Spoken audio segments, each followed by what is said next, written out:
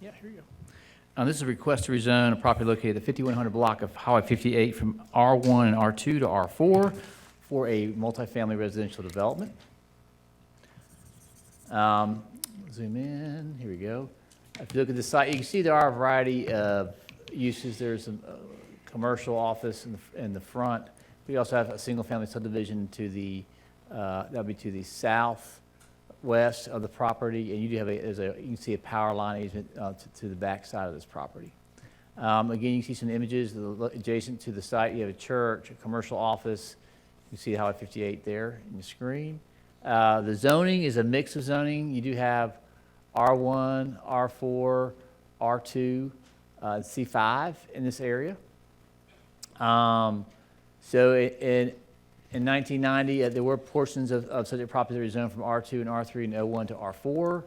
And then 1992, the front portion was rezoned to C5. This was the site plan that was originally submitted with this request. The council asked for a revised site plan to show more clearly the intended development outcome, and that's what was provided, showing the proposed buildings and parking on this site. The land use plan that staff consulted was the Highway 58 community plan adopted in 2002, recommends low density residential for this location. And based on that recommendation, staff recommended to deny. At Planning Commission, there was opposition. And after hearing from the applicant as well as opposition, they concur with staff's recommendation to deny. Maybe that site plan up. We need to. Okay, Mr. City Attorney, would you please read the rules for this part of our agenda? Yes. This is the public hearing regarding the issues involving this zoning matter. At this point in time, on any zoning matter, anyone that is supporting that position will be granted a total of 7 minutes to talk about this matter and 2 minutes for rebuttal for a total of 9 minutes, and anyone in opposition has 9 minutes total to be able to speak. And that's your rules for the public comment, and the discussion by the council members is not to be interrupted after that occurs. Thank you, Mr. Noblet. Would the applicant like to present?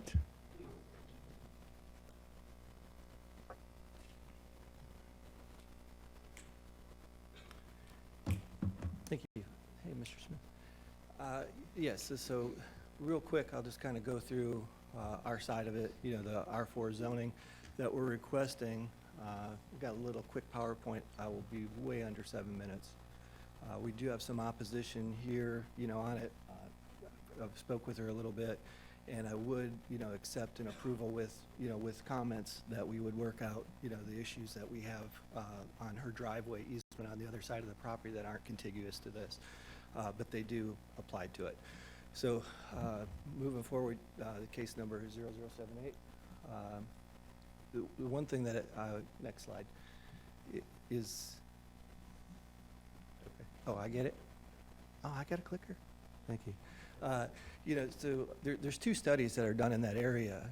They have the 2002 study and the 2016 study. 2002 study didn't take into effect the VW impact of that area, so we're lacking, the jobs versus housing. So we're trying to put in 231 units on a 17-acre site, which really fits. I have part R4 zoning, I've got R2, R1, it's a mixed bag. We're just trying to clean it up. This site offers a ton of green space. I've sat in a lot of these meetings, and, they jam these apartment complexes on, way smaller lots with real tight, no playgrounds. This is not that case.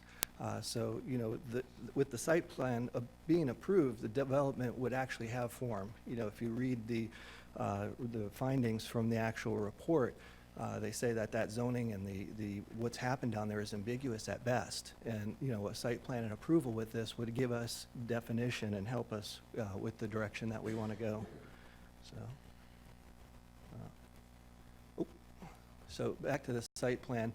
A couple of buffers that we put in. We've got some townhouses on the left that would back up to the residential section, and that'll help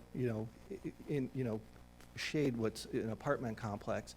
You saw the pictures of the front of it. The Parkway Plaza is already there and in place. The C5 zoning is out on the road, so We're really trying to minimize the impact. We overstated the power lines in the back, and the very back green space is just open space. You know, we talk about donating that to, you know, the city for a park, open soccer field, you know, it's going to be green space, you know, so there's a lot of land back there. If you look at that first leg on the south side, that goes all the way back out to Webb.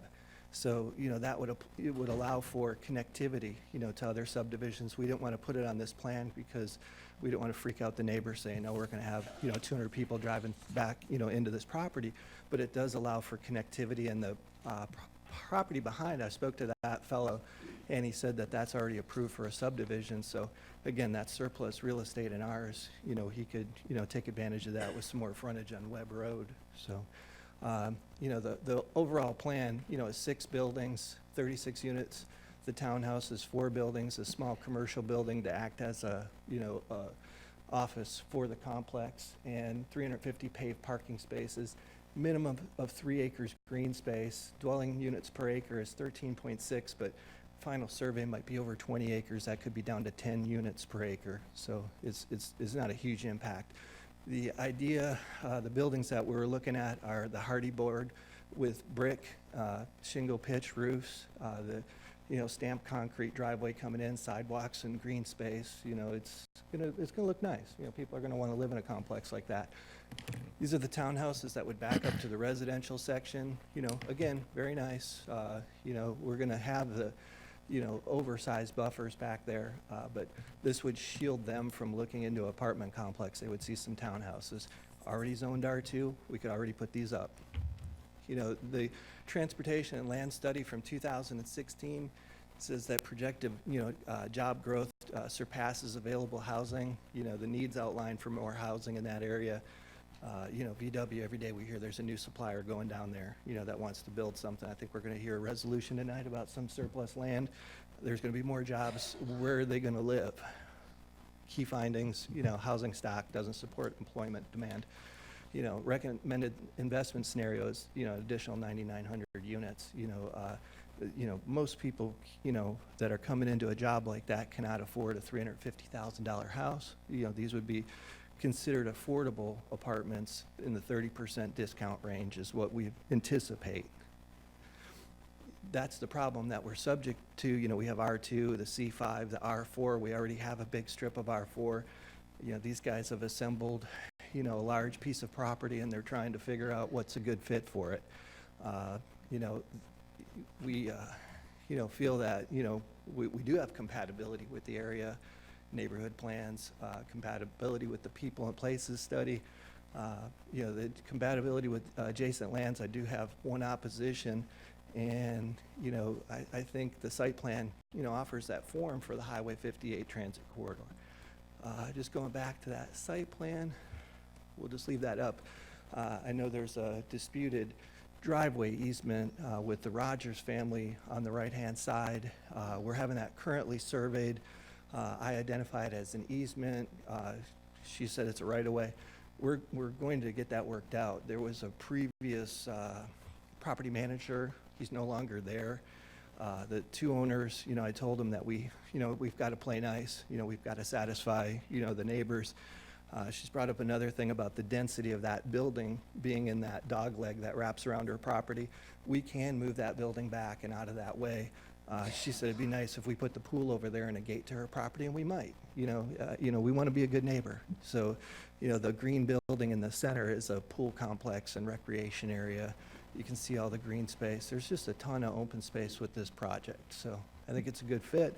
Love to get council's approval on it. We'll definitely work with the neighbors. We'd accept it with comment, you know, that we can work out to a happy median. If we can't, then, you know, we could cancel it. That's all. Thank you. Councilman Gilbert. This might be for John. John, he mentioned about a plan, 2016. What was he referring to? That was actually a study that looked at, as part of the TPO work and looking at land use patterns around job sites such as the Enterprise South site. And so it just basically talked about there is going to be a need for new housing in and around this location. I think what's missing, the missing piece, which we know we have in our docket to do, is an update to the Highway 58 plan to really figure out in a planned way where is it appropriate to be located. I do think one of the things that we got to be careful about when we look at new housing, we want to be in close proximity to jobs. Right. We also got to make sure we have good transportation support services to go with that. Because when we're thinking about, when you look at multifamily housing, you want to be where you've got transit services. So we would need to look at all those things to figure out an appropriate land use strategy for where we position housing around Enterprise South. Well, this is not my district, but like for example, Mount Calvary, a lot of my constituents go to that church. Have you talked to Mount Calvary Church? We did not. They were at their first planning commission meeting, and Are they the ones that opposed? I'm not aware that I think it's more some adjacent properties had some concerns about where making sure, I guess, the applicant had the right line of property. There's a property line dispute in terms of what was being rezoned. Okay, thank you. Okay. Now, opposition, you have 9 minutes, and Danny, could we set the clock at 9 minutes? Good afternoon, or it's good evening, I should say. Good evening, I'm Carol Rogers, and I own the property that's wrapped around the little dog leg that says 335 and down 210, and the R2 piece of property in front of it. Now, Mr. Matthews and this gentleman have already done my job for me. They've already expressed my opposition.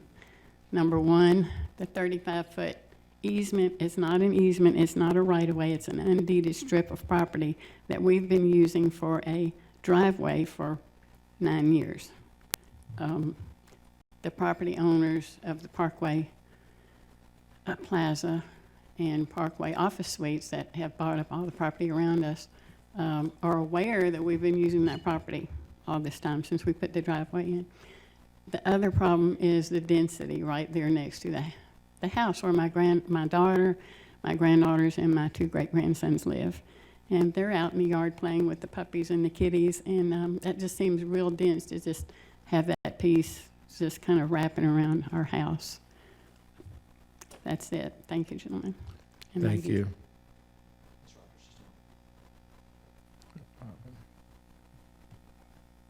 One more time, Councilman. You got the mic. All right, thank you, Mr. Chair. Mr. Rogers, just so that we can be clear, based on what we're looking at here, and you expressed which piece of property is yours, Mhm. where's the house you're talking of? Approximately, where does it sit? It's about halfway, about where the R is, but it's closer, it's actually closer to the undeeded strip of property. And the undeeded strip is It's what close. on this map? But that, That's the dotted line. So you're using that. so he's calling that, he's got that labeled a 35 Is- foot easement. It's a easement. 35 undeeded strip. The easement and right-of-way is 50 feet, and it's southwest of the dotted line, and it's a non-exclusive ingress and egress right-of-way and water line easement that goes all the way like that dotted line is. Okay. And as far as other opposition, I've received quite a bit, actually, over on Lantana Lane and a few others in the surrounding area. Are you familiar with any other oppositions or what they are opposed to, other than what you expressed? Most of what I got was a density issue. It really didn't have to do with the quality of the development, the location, or anything. It was more about the density in the area and the concern. Therefore, is that I it really to the haven't extent of heard. where you're at? I'm working with the folks at the church. We bought the little R2 house from them about a year ago, and we're buying a little piece of road frontage from them that has the deeded access to that little greenhouse. They haven't really expressed opposition to me. I don't know. Okay. They're very nice folks. I enjoy working with them. I'm sure they're concerned about what will happen if there's a lot of people living there, but as Sean explained to me, that the ingress and egress will be over there where the dotted lines are to the left, right behind the townhouses, rather than closer to us and the church. All right, so Ms. Rogers, if, based on what you've expressed as a concern, number one, not an easement, but an undeeded access, which you would obviously like to continue to use. Yes, sir. And then how you do have this one unit that comes and wraps around near your home. whether it's an extended buffer or a buffer of a different kind. Well, Mr. Matthews said they might put the pool there, and I said, fine, put a gate for us to use it. Yeah, that I'm doesn't sound not like too opposed- bad a deal, to I'm be not- honest. I'm not opposed to progress, Um, and there is a need for housing, but I said it jokingly, and he said, fine, we'll put a gate in it. You know, So do you feel, now whether that, I mean, that's No, no. obviously a pretty significant issue. Do you feel that something could potentially be worked out with Mr. Matthews that would be amenable to you as far as this project, if we find a way to alleviate your concern? As Mr. Matthews stated, he'd be willing to have those discussions and make sure that, we did everything. Part of the concern is we had an agreement with the property owners, and our attorneys drew up the agreement and the quitclaims, and then they reneged on the agreement right before the planning meeting. Who's they? TG Properties, the owners that Sean represents. Okay. Their property manager has just harassed and called the police on us and dumped rocks on our driveway, and it's just been terrible, but Mr. Matthews says he's been replaced. Mr. Matthews, you mind coming up? Thank you, Ms. Rogers.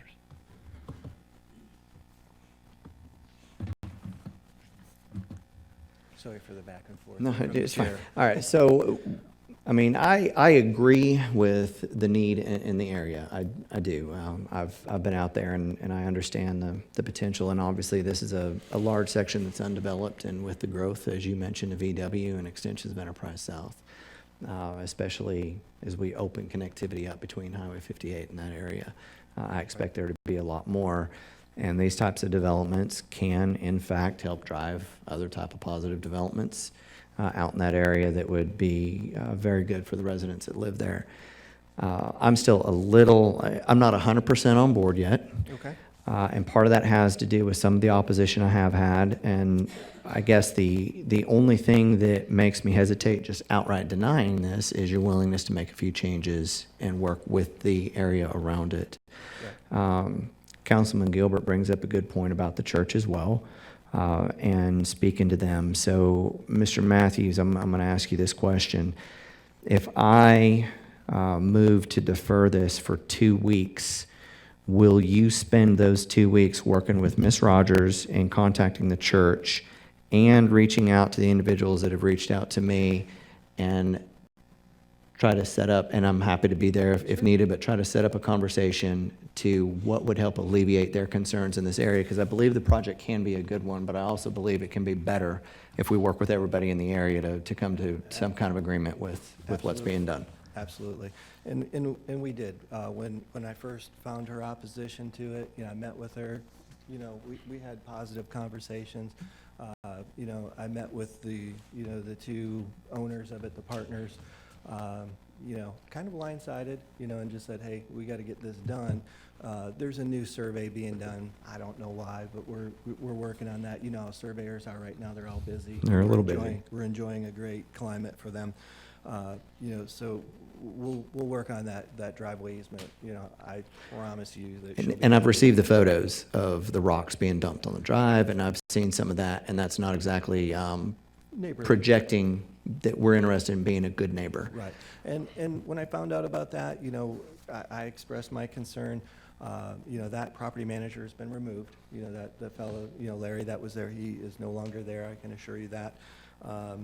Definitely, when we first met with RPA, the density for that project would hold 400 units. We're not trying to choke out every last Sure. unit that we can. So we want something that's going to work with the neighbors. I've been a real estate guy for 30 years. I go to sleep at night, I sleep very well. I want to make sure that I this get that. project works for So everybody. here's what I'm going to do. Okay. I am going to move to have this deferred. Is 2 weeks a long enough time, do you think, for you to have this level of communication? I believe so. We can get a hold. Hang on. Thank you. But I do want to make sure that those conversations are had. Any corrections that need to be made, such as dumping a bunch of rocks on people's driveway, not being very neighborly, are also corrected. And as far as Ms. Rogers' concerned that, hey, we had this agreement and then it was I guess, changed there at the last minute before planning, we'll be codifying that as conditions on this rezone so that we don't have that worry about them being lifted or changed at the last minute to make sure that they stay in place. Is that agreeable? Yeah, very All right. With that, Mr. Chair, I Sure, have it's a been motion and a moved. second. Okay, it's been moving properly seconded. Councilwoman Burrs, did you have a comment?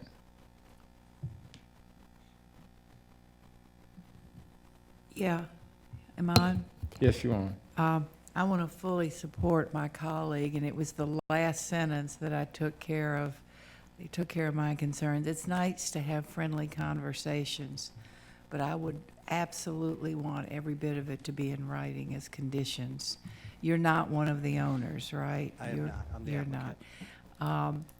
If people are playing with one scenario and then all of a sudden at the last minute, they renege, as Ms. Rogers said, that doesn't sit well with us. So I'm backing everything my colleague's saying, particularly about you understand that these would be put in the ordinance as conditions, so there's no backing out. I can live with that. Thank you. You're welcome. Okay.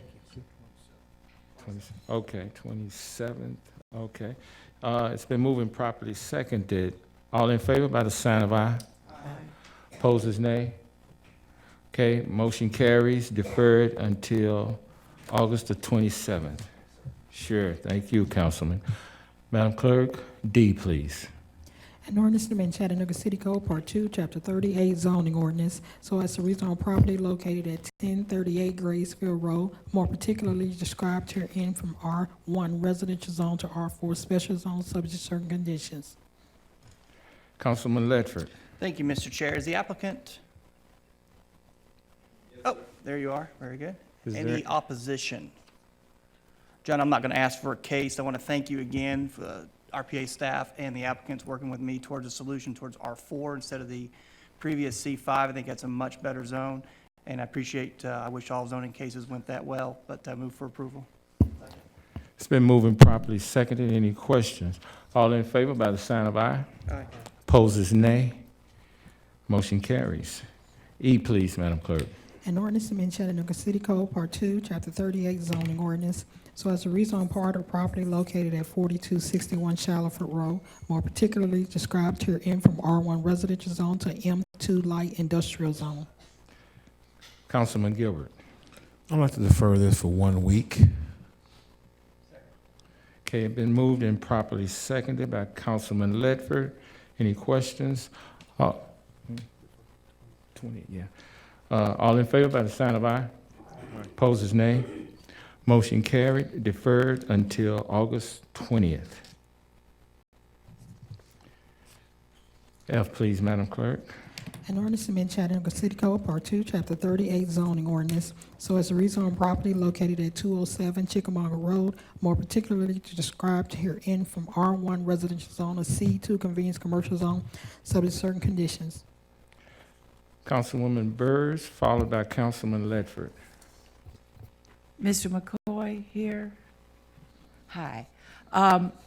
So what I'd like, John, is for you to read the conditions into the record.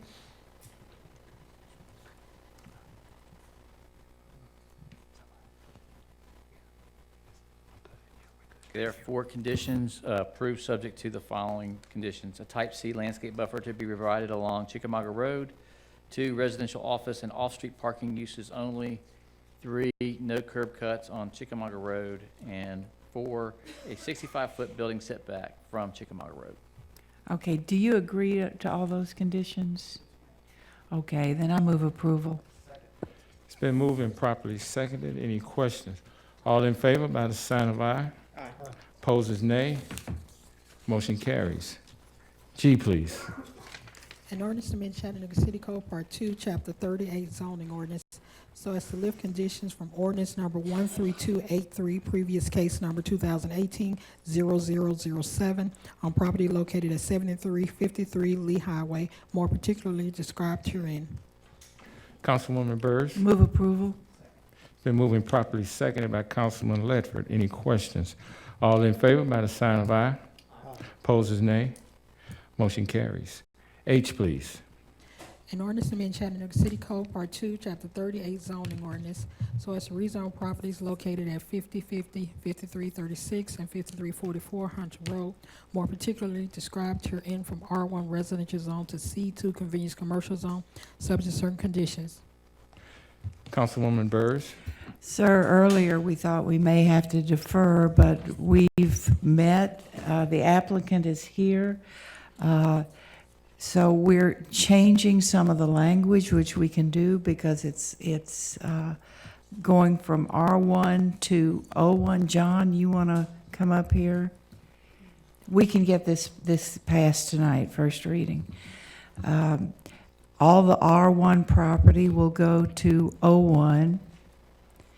It's to be used for medical offices only, office park, that's already in there. The building's no greater than 2 stories, and type A landscaping all around. Perimeter, yep. Yeah. Is that agreeable to you? All right. So the applicant has agreed. I move approval. Okay, it's been moved and properly seconded by Councilman Ledford. Any questions? All in favor by the sign of aye. Opposes nay. Motion carries. Madam Clerk, now we'll move on to resolutions. 7A, please. A resolution declaring surplus of an approximate 7-acre tract at Enterprise South Industrial Park on the portion of tax map number 130001.08 and authorizing the mayor to enter into an offer to purchase real property in substantially the form attached with Empire Distributors of Tennessee, Inc. to execute a deed and any other necessary closing documents for the conveyance of the property in the amount of $560,000. Councilwoman Burrs. Move approval. Been moved and properly seconded by Councilman Ledford. Any questions? All in favor by the sign of aye. Aye. Opposes nay. No. Okay. 1 nay. Thank you. Now we move on to item B.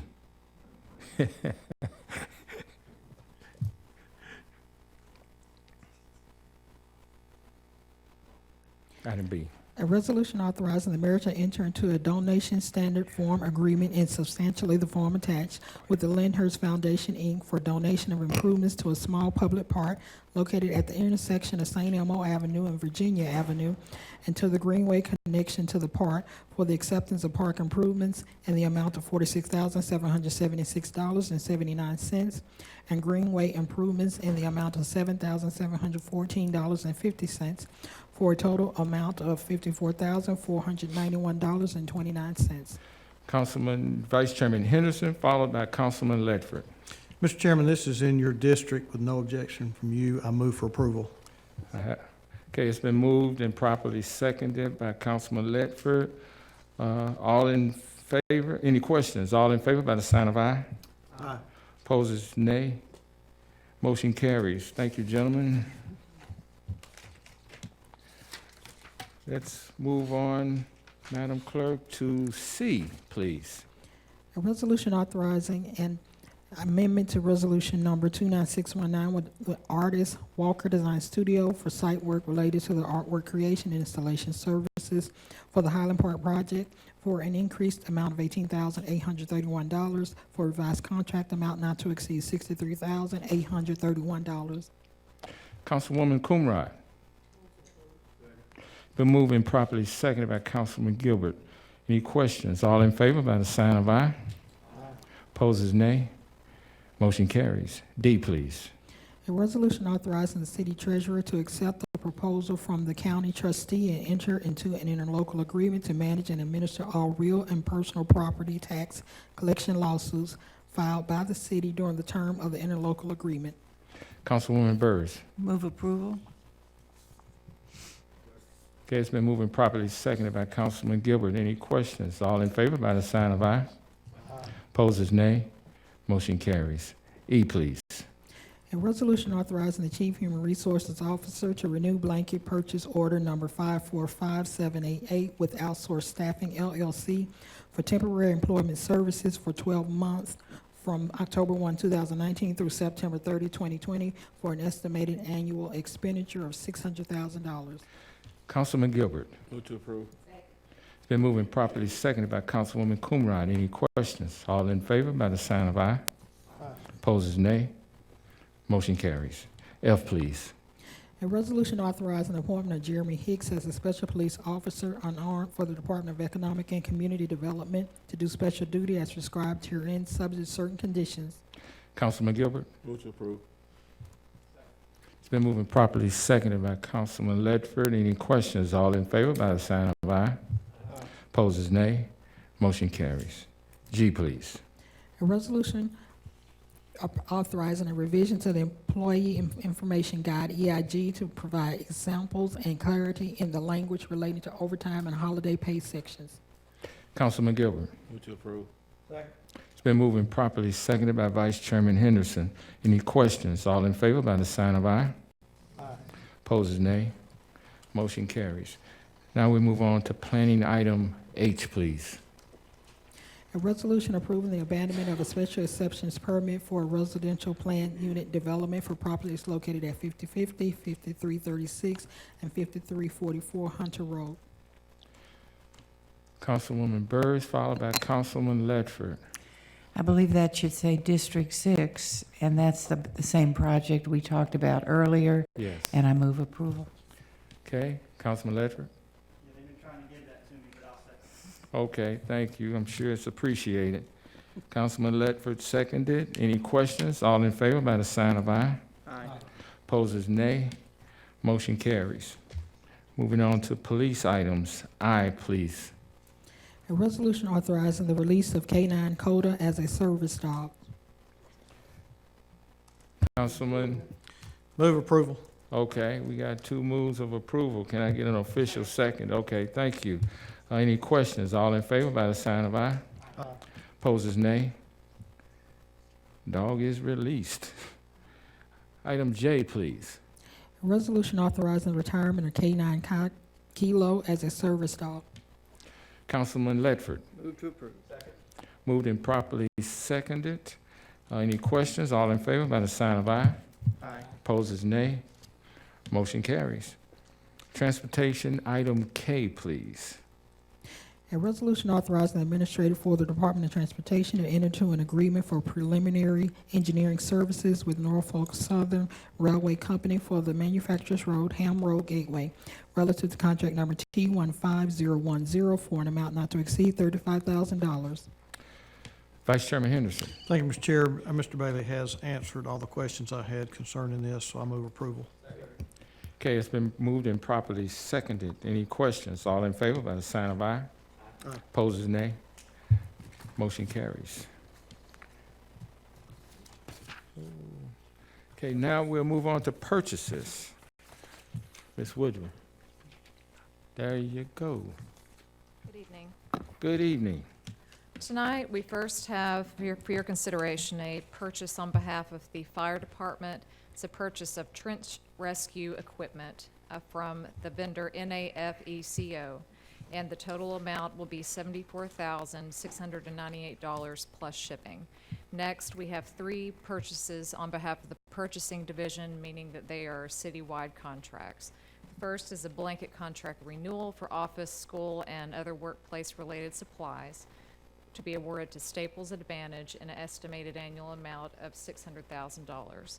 Next, the blanket contract renewal for soft drinks, energy drinks, and bottled water to be awarded to Coca-Cola Bottling Company United in an estimated annual amount of $65,000. Next, two blanket contract renewals for natural gas service to be awarded to First Chattanooga Gas and AGL Resource Company, and second, South Star Energy Services LLC in a total estimated annual amount of $250,000.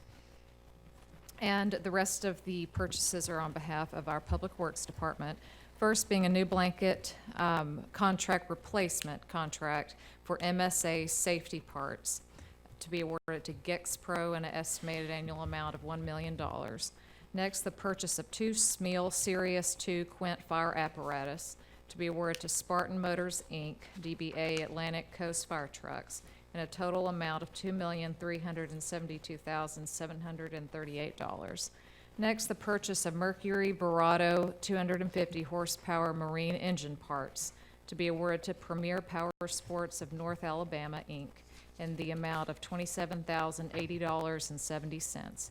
Next, the increase to the authorized expenditure for the centrifuge parts repair and recondition services to be awarded to Franzenberg, formerly awarded as Senco LLC. The vendor name has changed, in a total amount of $53,330.50. Next, an increase to the authorized emergency expenditure for the replacement of the WNOO radio tower, which is awarded to Centerline Communications, a total tower company, and the revised total will be $205,850. Next, a new blanket contract for Moino Pump Parts to be awarded to Carl Eric Johnson, Inc., an estimated annual amount of $150,000. Next, a new blanket contract for police and special service vehicles to be awarded to Ford of Murfreesboro, an estimated annual amount of $22 million.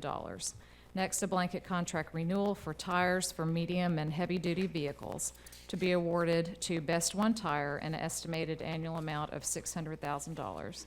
Next, a blanket contract renewal for boiler and exchanger services to be awarded to Industrial Boiler Mechanic Company, an estimated annual amount of $330,380. Next, 2 blanket contract renewals for special line and tank cleaning services to be awarded to First Universal Service, Inc. and Second Performance Contracting, Inc., in a total estimated annual amount of $1.5 million. And finally, a blanket contract renewal for light and heavy-duty automotive parts to be awarded to Lee Smith, Inc., in an estimated annual amount of $2 million. Thank you. Councilman Ledford? Thank you, Mr. Chair. Today in strategic planning, a couple of items perked Councilman Mitchell and my attention. So I would like for Justin to come down. Justin, will you explain a little bit more before the media reports that we're spending $22 million on new police vehicles? Will you explain how item 188, 197, 184, 684 under fleet management and under public works? Explain to us a little bit more about how that works. Certainly. With those 2 line items, please. Thank you, Bob. Thank you, Councilman. So what happens when we put out a bid like this as a blanket contract, it authorizes us to spend a certain dollar amount with a contractor, and the way that the project was bid was line items for over 95 different types of units at 60 units for each line item. It gives us some flexibility to purchase what the police department needs, but it does not mean that we're going to spend $22 million with the vendor this year. We estimate that we'll spend a little less than $2 million this year. This is a 4-year contract, and we're constrained by budget restrictions and what you've already appropriated and allocated for fleet replacement this year. Okay, and I appreciate that explanation because if someone were just poring over this, they might get the wrong impression. Yes, sir. So thanks for that explanation, and no other questions. I'll move to approve. Okay, well, it's been moving properly. Seconded. Councilman Gilbert? Hey, Mara, did you go find out the question I asked you earlier about fleet versus enterprise rental?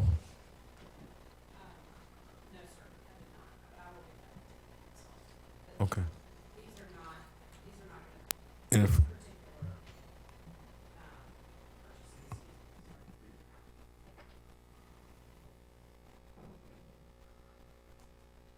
So sorry.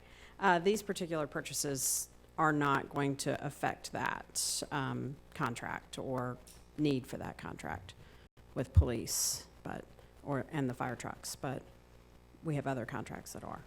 okay, I appreciate it. Yes, sir. Okay. It's been moving properly. Seconded. All in favor by the sign of aye. Aye. Opposers, nay. Motion carries. Okay? Thank you. That concludes purchases. Move on to other business. Council, we have, you got something, Councilman Gilbert? That's from the previous one, okay. Councilman Ledford? Thank you, Chairman. Periodically, I think we kind of forget sometimes. We had a police and fire departmental report today. And I think periodically we forget sometimes what these men and women do for us every day. And I think it's high time that we start to highlight a little bit more with some stories. So tonight I want to read to you something, if you've already heard this, and you can hear it again. But a man down on his luck wearing shoes that were not fit for walking recently got some much needed assistance from a couple of CPD officers and employees at Elliott's Boots in Hickson. On August 9th, 2019, Sergeant Wood responded to a call regarding a suspicious person. Once the man was located, Sergeant Wood determined he just needed a helping hand. Seeing the man's shredded shoes, Sergeant Wood went into the nearby Elliott's Boots to purchase a new pair for him. The staff would not accept payment and gave the man a new pair of shoes and bottled water. It was 91 degrees at the time. CPD investigator Collins was also on the scene, bought the man some food, and I just wanted to remind that sometimes it takes a collaboration across the community to let people know that they're not alone.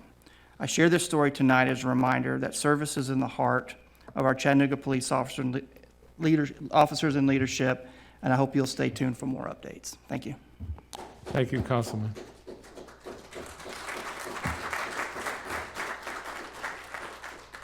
Excellent. Councilman Byrd is out celebrating his birthday, so he turned he turned 12 today. So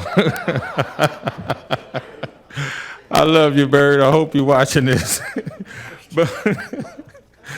but we're getting ready to go into our public input on short-term vacation rental. So short-term vacation rental focus group will be happening at the Development Resource Center, 1250 Market Street, open house, 3 to 5.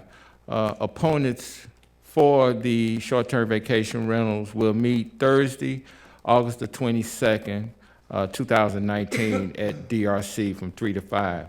And those proponents of short-term vacation rentals will meet Friday, August the 23rd, 2019 at the same place, DRC, from 3 to 5.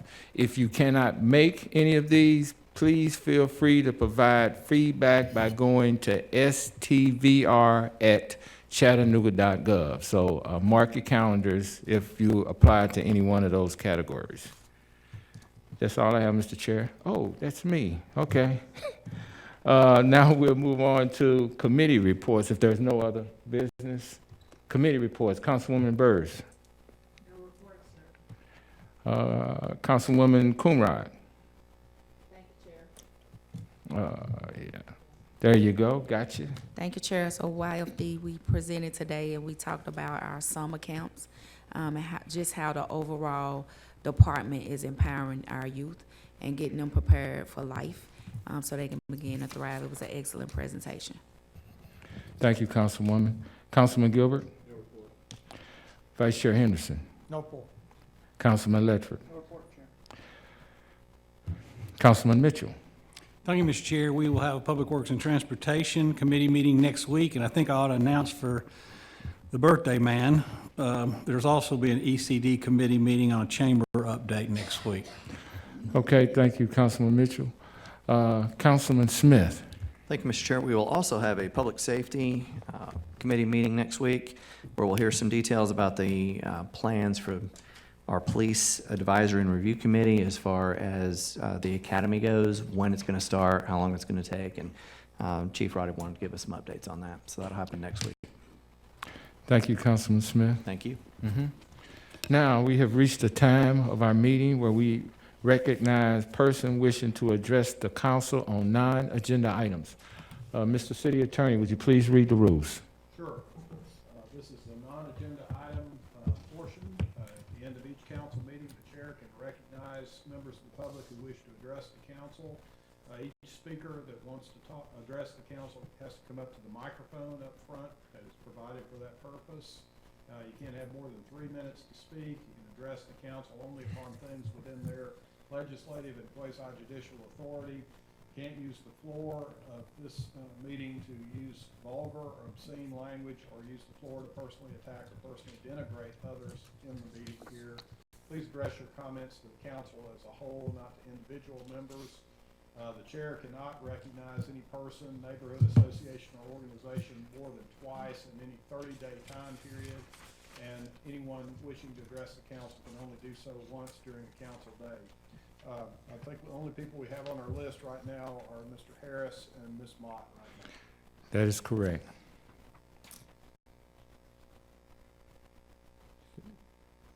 Is there anybody? Okay, well, I got one small item that I neglected. On, what is it, August the 18th, Tony? It's August the 17th, we will have the Minority Health Fair. This is the, you know what, Tony, would you please just share that information with us? Tony and I have been working on this for a number of years, and we feel it's very important that we share this for everybody to pass the word and get citizens who need health care, health education to come to this event. So, Tony, would you please share that with us? Yes, Mr. Chairman. What you're speaking of, this year, the members of Kappa Alpha Psi Fraternity Incorporated, along with Omega Psi Phi Fraternity Incorporated and the ladies of Delta Sigma Theta Sorority, in collaboration with the Southeast Tennessee Health Consortium, we're hosting our 18th annual Minority Health Fair. We've had this here in our community area for 18 years. It started at Brainerd High School as an initiative for both our fraternities that had the initiative to address the health disparities in African American men. In the first year that we did this, we had about 350 people in attendance. The health fair has grown significantly over the years. We outgrew Brainerd High School, and we have it out at Eastgate Town Center. It will be there on this Saturday from 9 until 2 p.m. And on average, we've been seeing about 4,000 to 5,000 people on that one day alone.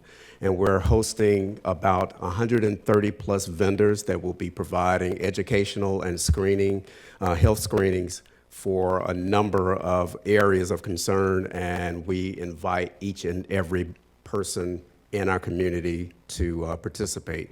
It doesn't matter whether you have health insurance or not. There is no cost. It's absolutely free.